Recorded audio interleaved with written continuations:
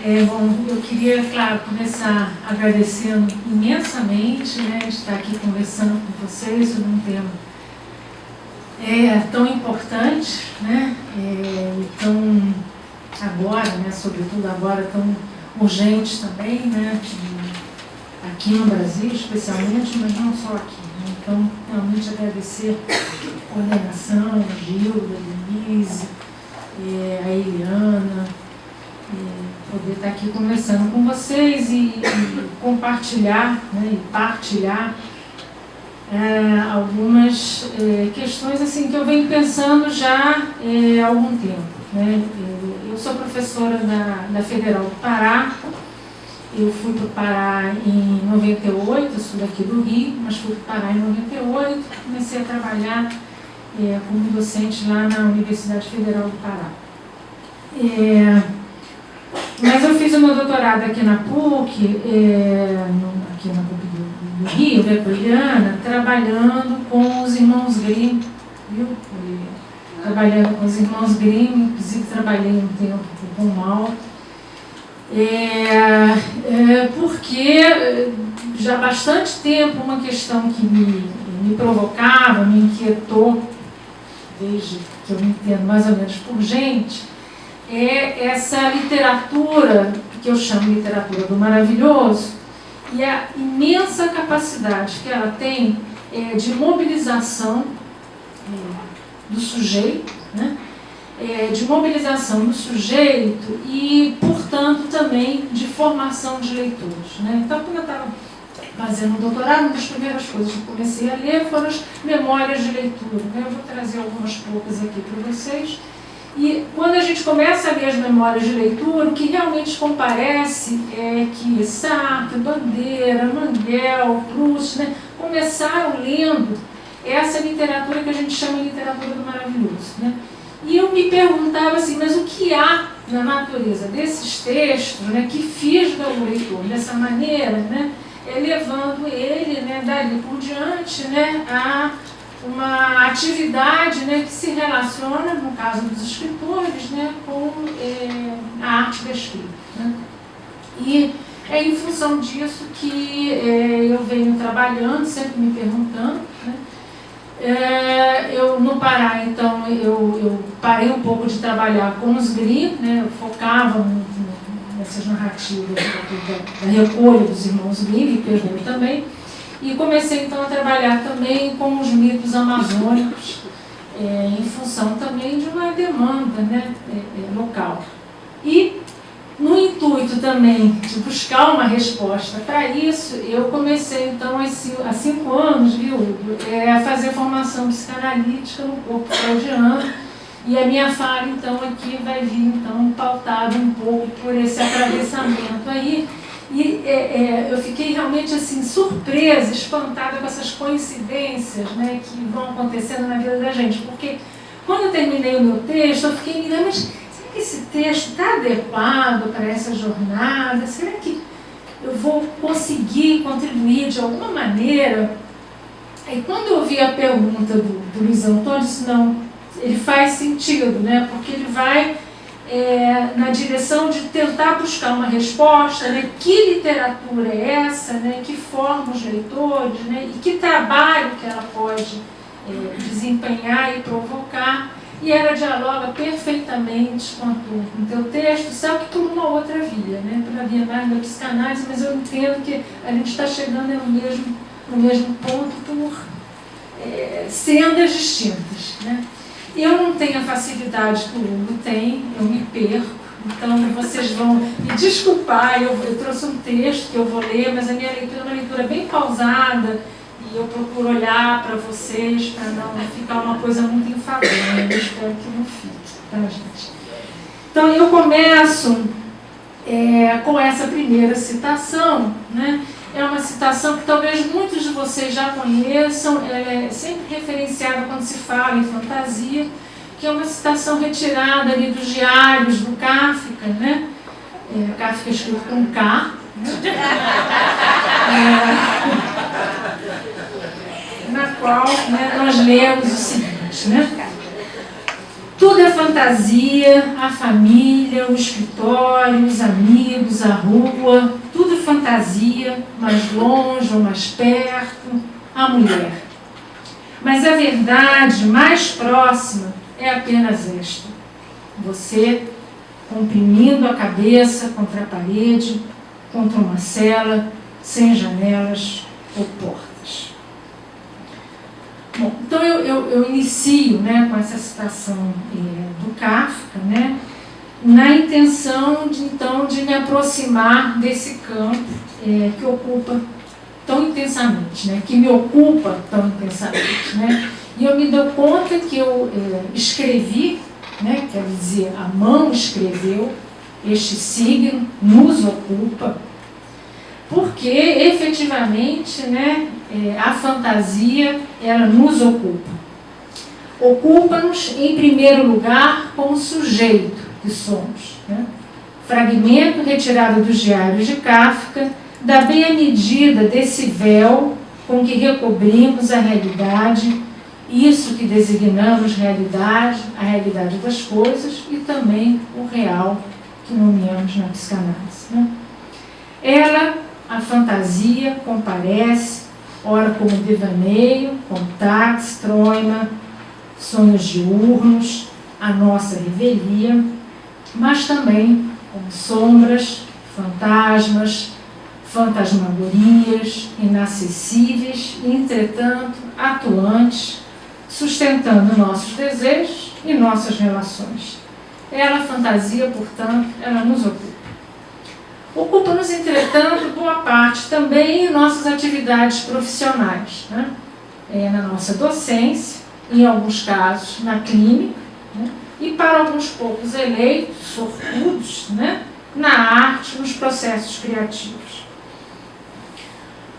Bom, apesar do Freud ele ter se dedicado, né, desde os seus primeiros trabalhos sobre a fantasia, quer dizer, sobre a cena montada e experimentada como trauma, sobretudo como trauma, por suas primeiras pacientes, há entre seus textos uma breve conferência que foi pronunciada em Viena em 1907 e publicada no ano seguinte, em 1908, e não fortuitamente num jornal literário. Vocês sabem que Freud, né, ele foi inclusive premiado, né, ele recebeu o prêmio Goethe porque os textos dele, né, tinham esse caráter, né, literário. Mas enfim, ele escreveu um belíssimo trabalho sobre o tema da fantasia, que apareceu num periódico literário de Berlim em 1907. Né? E nesse texto é curioso que o Freud comece justamente enunciando um desejo. Né? E vocês sabem que para a psicanálise a fantasia e o desejo são duas noções que estão intimamente articuladas. Né? Então ele começa justamente com um desejo em que ele sustenta o seguinte: se pelo menos pudéssemos encontrar em nós mesmos ou entre nossos próximos uma atividade de algum modo semelhante à do poeta. Então, nesse lamento assim, lançado assim ao Léo, né, talvez resida nele um dos motivos pelos quais escolhemos essa profissão, a que nos faz lidar boa parte das nossas horas, dos nossos dias, né, a falar e a escrever, né, sobre a poesia, sobre a criação e sobre a formação de quem, quiçá, faça disso bom proveito ou bons frutos. Né? E, com efeito, Freud, logo em seguida, ele vai procurar, então, sinalizar a aliança, né, que talvez seja justamente essa, né, que seduz a muitos de nós. Pode fazer. Então, ele diz o seguinte: não deveríamos procurar os primeiros indícios da atividade poética já nas crianças? A atividade que mais agrada, a mais intensa das crianças é o brincar. Né?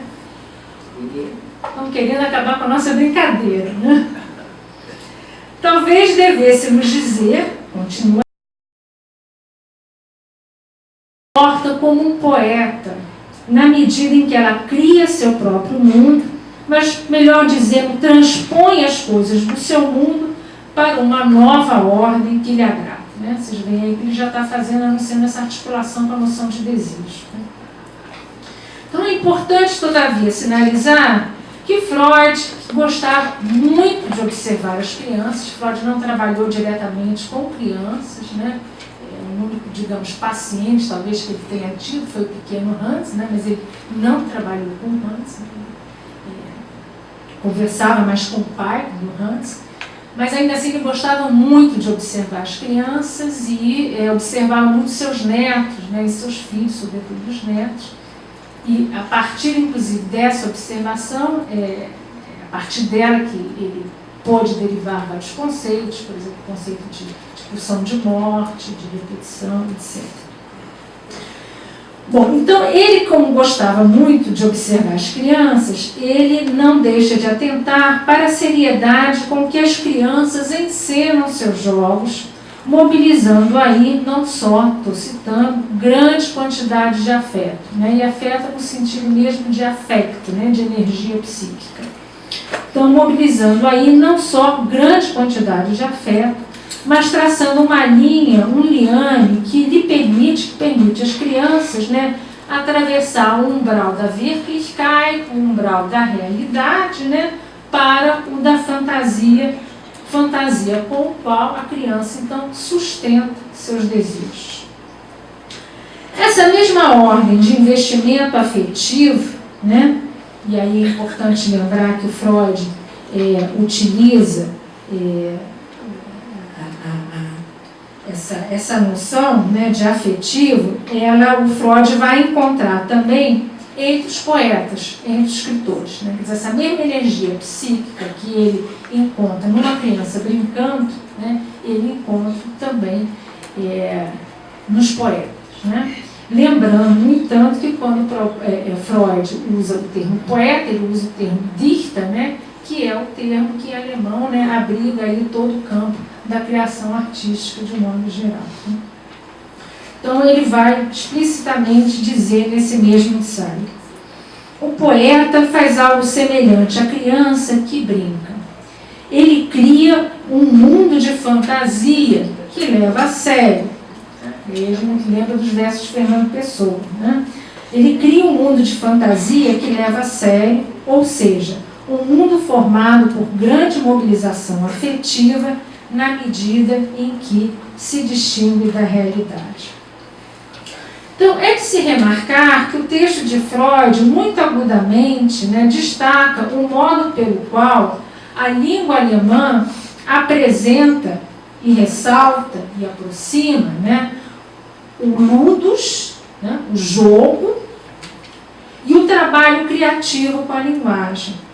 Efetivamente, é a palavra Spiel, né, já está aí brigada, é a palavra Spiel, né, quer dizer, jogo, né, a mesma palavra que na língua alemã, né, comparece como representação, né, em outras formas da arte. Né? Por exemplo, no gênero dramático, então a gente tem Trauer, Spiel, né, tragédia, a gente tem Lust, Spiel, comédia, para não mencionar os atores que as encenam, o Schauspieler, ou Schauspielerin, que é o ator, a atriz, né? Ou o lugar também da encenação, que é o Schauplatz. Né?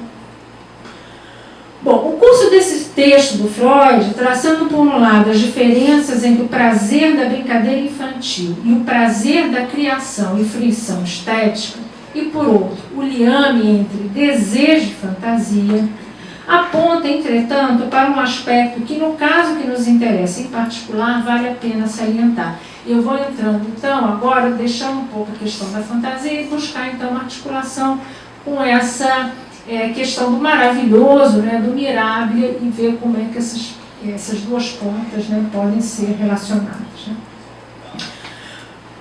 Bom, então, diz respeito à relação, então, entre o campo do mirabile, do maravilhoso, do Märchen, né, que é a palavra usada em alemão, e essa atividade fincada no prazer retirada do jogo do ludus. Né? E aí eu queria, então, chamar para vocês aqui as memórias do Sartre, né, que vai justamente, né, apontar para isso, né, na sua formação de leitor. Né? Isso a gente lê lá nas memórias dele nas palavras, né? Lemos.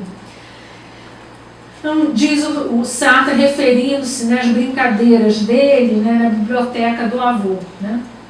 Tomava-os, né, os livros, né? Tomava-os os livros em meus braços, carregava-os, depunha-os sobre o assoalho, abria-os, tornava-os a fechá-los, tirava-os do nada para nele voltar a mergulhá-los. Eram meus bonecos, aqueles homens troncos, e eu sentia compaixão daquela miserável sobrevida paralisante que se chamava imortalidade. Meu avô encorajava tais familiaridades. Todas as crianças são inspiradas, nada tem a invejar aos poetas que são pura e simplesmente crianças. Né? São as palavras do avô. Né? Então o avô, que era o Charles Schweitzer, né, percebe bem. Criança e poeta jogam com a linguagem, fazem dela seu ludus, espécie de princípio do prazer que sustenta suas fantasias. Mas há outro aspecto aí sobre o qual temos chamado a atenção. As narrativas de memórias de leitura, e não só as de Sartre, mas também de Bandeira, Manguel, Proust, constituem depoimentos que dão testemunho da importância do maravilhoso na construção do leitor, né? Que era isso que eu vim conversando com vocês logo no início da minha fala. Ainda assim, vocês notaram bem, né? Por algum estranho motivo, a crítica e a teoria literária, especialmente aquela voltada ao estudo do insólito ou do fantástico, que é uma coisa muito curiosa, né? Que é justamente a literatura que se dedica ao insólito e ao fantástico, tendem a depreciar o gênero maravilhoso, né? Que teria uma feição supostamente resignatória, uma vez que sustenta parte da crítica e teoria literária, acomodaria o leitor à ordem das coisas. Né? A leitura da grande maioria dos estudos dedicados ao gênero, né, e já tem algum tempo que eu venho lendo isso, né, e aí faço referência, né, aos nomes da Rose Jackson, Hélène Bessières, o Hetman, o Lüthi, enfim, vários, né, tendem a reduzir a literatura do maravilhoso a certo emprego que dela se realiza. Né? Então, o que eu fico tentando examinar, né, que uma coisa, né, é a natureza do maravilhoso, né? E a outra coisa é o uso a que essa literatura foi submetida. E eu acho que essas duas questões são confundidas frequentemente. Né? Então, a leitura da grande maioria dos estudos dedicados ao gênero, que nomeamos em outro lugar, domesticação do maravilhoso, obliterando, se não prejulgando com os olhos vendados, que elementos do maravilhoso se manifestam em composições tão distintas como as que se estendem do Ilíada de Homero, né, aos textos contemporâneos, como de Michael Ende, Janos, Rowling, passando, é claro, pelas recolhas de Grimm, Perrault, criações de Anderson, Carroll, etc. Pois nesse sentido que se tem sustentado ser necessário distinguir entre o uso, o emprego que a cultura ocidental, em muitos momentos, empreendeu do maravilhoso e a poética que lhe é própria. Qual é a poética do maravilhoso? E qual é o emprego que se tem feito dessa literatura? Né? Então, com a Eliana, né, e hoje na tese de doutorado, a gente vem defendendo essa ideia, né? O maravilhoso foi submetido a uma espécie de uma domesticação do maravilhoso. Né? A gente tem chamado isso de domesticação do maravilhoso. E uma outra coisa, né, é a poética do maravilhoso. Quer dizer, quais são os elementos, né, que caracterizam o maravilhoso, né, que tem feito com que esse gênero tenha formado tantos leitores e tenha fisgado, né, tantos leitores. Né? Bom, então, sem pretender exaurir e nem mesmo sistematizar os primeiros, vale a pena atentar com Ítalo Calvino para alguns elementos que singularizam o conto maravilhoso, especialmente o Merck. O primeiro deles, né, segundo Calvino, é a concisão que lhe confere, nos termos do ficcionista italiano, não só eficácia narrativa, como também sugestão poética. Né? Isso vocês podem ler nos 6 propostas, né, para o próximo domingo. Igualmente, a economia de expressão, que se concentra nos principais elementos do enredo, aspectos, aliás, que compartilha com outras formas expressivas do conto, de modo geral. Igualmente imprescindível para o reconhecimento do território do Mirabilia é a relação peculiar com o espaço e o tempo, que aí se manifesta, aspecto que se pode flagrar não só no Märchen, de modo geral, mas também a gente pode sair do âmbito da literatura infantil, por exemplo, no Macunaíma, né, onde essa relação entre tempo e espaço não é a relação, né, ditada aí pelo cogito racional, né, uma outra ordem de tempo e espaço que a gente tem presente lá. Né, que é muito mais, né, em relação ao está muito mais próxima da ordem do inconsciente. Né. Mas como a intenção aqui não é de uma revisão bibliográfica sobre o gênero, né, e aí estamos deixando de lado nomes importantíssimos, né, como o próprio Todorov, Max Brütti, o André Jobs, enfim.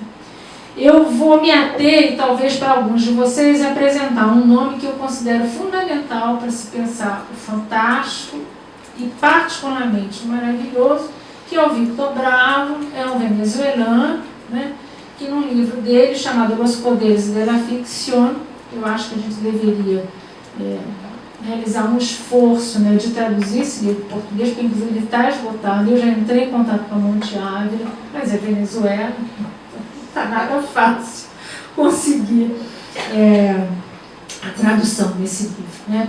Então, o que o Victor Bravo vai sustentar, né, é que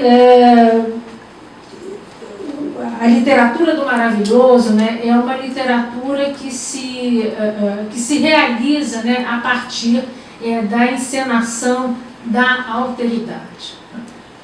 Então, o venezuelano, realmente, então, ele vai propor, né, partindo ali do fantástico dos gêneros vizinhos, né, ele retoma, então, a noção de alteridade, dada, sobretudo, por Otávio Paz, né?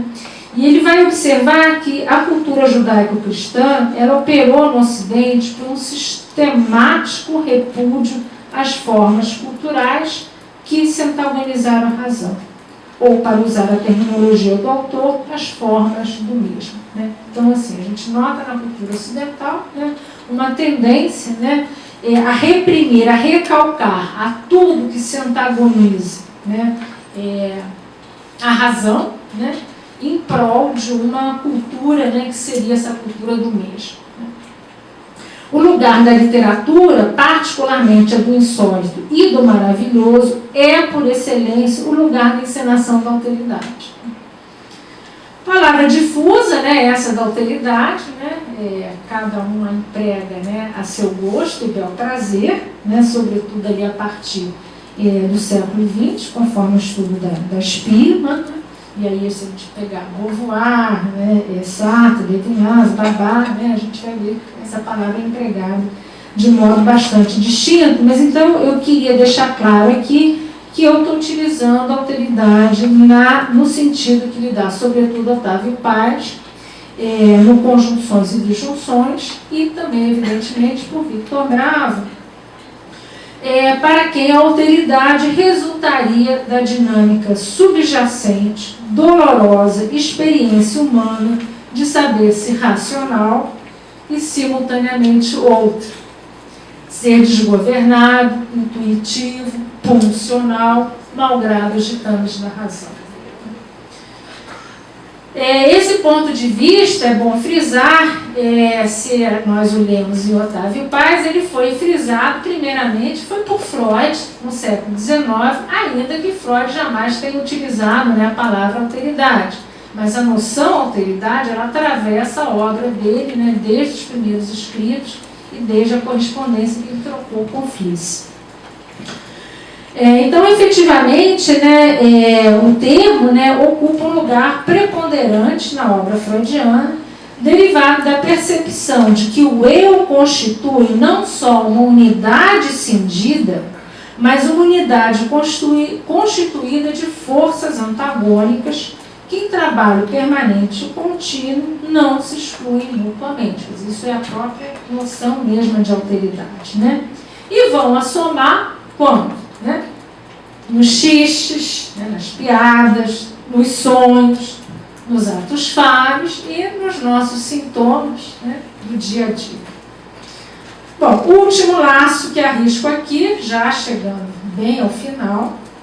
Então, se a literatura do maravilhoso encena a alteridade, né, como quer Victor Bravo, né, como eu venho postulando também com ele, tematizando o mundo às avessas, universo outro que se manifesta como potência de insurreição e desejo, não subordinada às regras da razão ocidental, se o maravilhoso, portanto, é a encenação por excelência da alteridade, né, tal lugar de encenação, tal Schauerplatz, esse campo de jogo lúdico com a linguagem, encena, ao fim e ao cabo, aquilo que nos constitui, quer dizer, a alteridade peculiar à subjetividade humana. Né? Então, o que eu estou postulando, né, propondo aqui para vocês, é que essa literatura, que é a literatura do maravilhoso, uma vez que ela encena esta alteridade, né, ela está ensinando, né, a alteridade que é própria da subjetividade humana. Né? Então, se a gente pensar nessa subjetividade que está em formação, né, faz todo sentido, né, que seja essa literatura que vai fisgar essa criança. Né? Ou pelo menos me fisgou, né, e fisgou muito, acho que de vocês aqui, e é o que a gente lê aí nos testemunhos de leitura, inclusive do Sartre. Né?